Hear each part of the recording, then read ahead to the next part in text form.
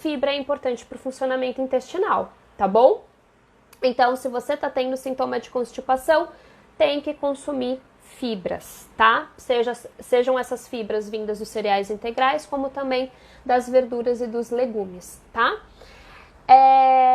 Além disso, né, pensando aí também nos alimentos, eu falei quais seriam os alimentos interessantes de vocês estarem consumindo, né? Mas e quais são aqueles alimentos que vocês devem evitar? Também tem isso. Então, tem alguns alimentos que são interessantes vocês reduzirem, na verdade, o consumo, né? Então, o açúcar é um deles que eu acabei de comentar.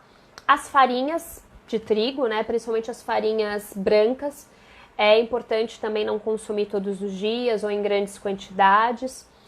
As carnes vermelhas, elas não precisam ser excluídas, mas é interessante que vocês diminuam o consumo da carne vermelha. A recomendação máxima é de 300 gramas na semana, seria equivalente aí a 2 porções, aproximadamente 2 porções pequenas, né, de carne. E eu não tô falando de embutido, tá? Daqui a pouquinho eu vou falar sobre eles. Reduzir também o consumo de sódio, tá bom? Então, cuidado aí com alimentos ricos em sódio, seja porque você adiciona muito sal na sua preparação ou porque você consome muitos produtos industrializados e ultraprocessados que acabam tendo um grande teor ali de sódio, tá bom? Então, esses são os alimentos que vocês devem prestar atenção e consumir em menor frequência e menor quantidade. Carne de porco é considerada carne vermelha, tá? Então, é a mesma recomendação, bovina e suína, no máximo 300 gramas na semana. E eu tô querendo dizer 300 gramas de carne vermelha geral, ou seja, se você vai consumir um dia suína e no outro bovina, tudo bem, mas no final da semana é no máximo 300 gramas, né? É o desejável, inferior a 300 gramas, tá bom? Tô esperando a sua perguntinha, tá bom, Ana? Aí eu respondo melhor. Agora, quais alimentos realmente não devem ser consumidos? Eu, particularmente, peço para os meus pacientes evitarem, né? Sou bem incisiva nesse sentido. São os alimentos ultraprocessados, ou seja, o que são alimentos ultraprocessados? São alimentos que, além dos ingredientes, né? São produtos alimentícios que, além dos ingredientes que nós conhecemos, como leite, ovos, né, farinha, contém a adição de açúcar, sal, gordura e também substâncias químicas sintetizadas, ou seja, fabricadas pela indústria alimentícia, que são os corantes, conservantes, realçadores de sabor. Alguns alimentos, né, alguns produtos alimentícios ultraprocessados contêm substâncias já consideradas carcinogênicas, ou seja, de elevado potencial carcinogênico que estimulam o crescimento tumoral. E essa classificação ela é realizada pelo IARC, que é uma agência internacional de pesquisa sobre o câncer, e ele classifica, né, a partir de estudo científico, então isso já essa informação é baseada em evidência, tá, gente? Eles classificam algumas substâncias de acordo com o seu potencial carcinogênico. E aí tem algumas substâncias que eu vou contar aqui para vocês, algumas substâncias que são consideradas de elevado potencial carcinogênico, tá? Então, a primeira delas é o glutamato monossódico. O glutamato monossódico ele é um realçador de sabor que está presente em algumas carnes processadas, então nos embutidos, como peito de peru, presunto, salsicha, hambúrguer, nuggets, e também em temperos industrializados, seja de tabletinho ou de pozinho, e no macarrão instantâneo, tá? Então, sabe aquele temperinho que você põe no macarrão instantâneo? Tem glutamato monossódico. Em alguns molhos de tomate de saquinho, também contém glutamato, e também em alguns produtos adocicados. Então, sempre preste atenção no rótulo, tá? Uma outra substância que tem elevado potencial cancerígeno é o nitrito, que também está presente nas carnes processadas. Então, quando eu orientei no máximo 300 gramas de carne vermelha, você não contabiliza nuggets, salsicha, hambúrguer de caixinha, presunto, nada disso, tá? Esses alimentos nem entram nessa conta. Refrigerantes de cor escura, então que contém caramelo 4, né? Sabe aquela corzinha marrom, quase preta, aqueles refrigerantes? Que eu não posso dar marca?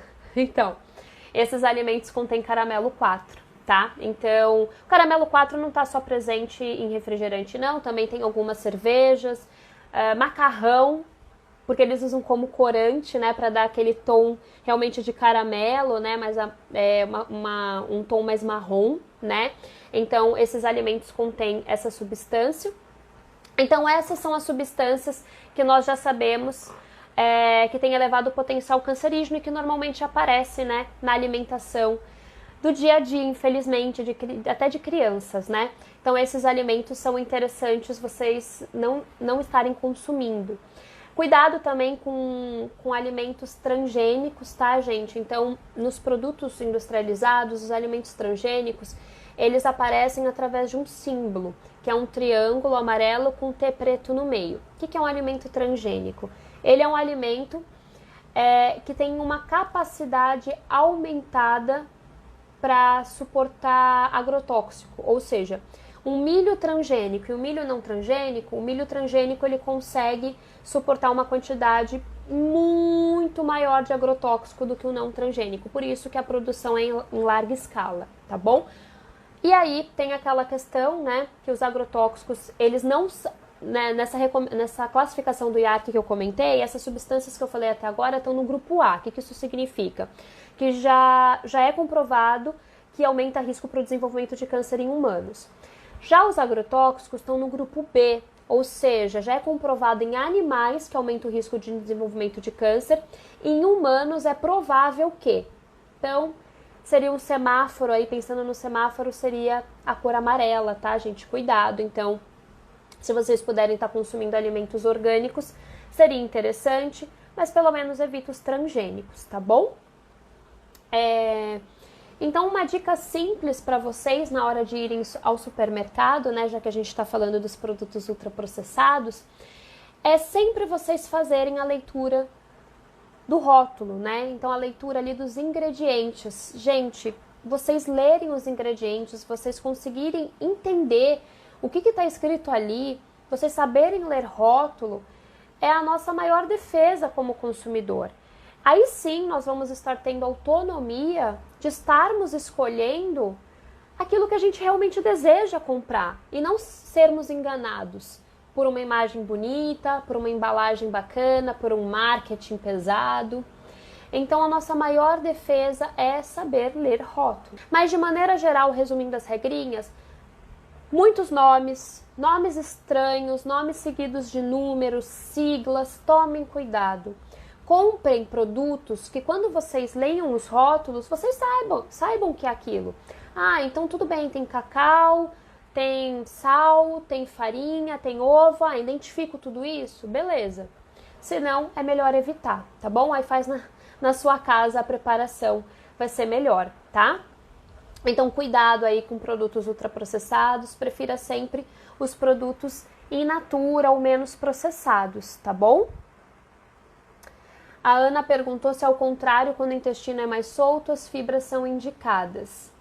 Sim, depende das fibras, tá bom? Isso eu vou falar melhor na quarta-feira, quando eu falar dos efeitos colaterais. Existem 2 tipos de fibra, tem umas que realmente são interessantes de você estar evitando, outras são interessantes se você consumir para a formação justamente do bolo fecal, tá bom? Então eu vou estar falando melhor sobre isso na quarta-feira. Vi que tem bastante gente que colocou aqui pra mim que toma o própolis, né? 20 gotas, 30 gotas. Depende muito No caso, né, eu vi que a maioria tá tomando em gota. Então, o que acontece? Depende do percentual de extrato seco de própolis, da sua própolis, para definir essa quantidade de gota, tá?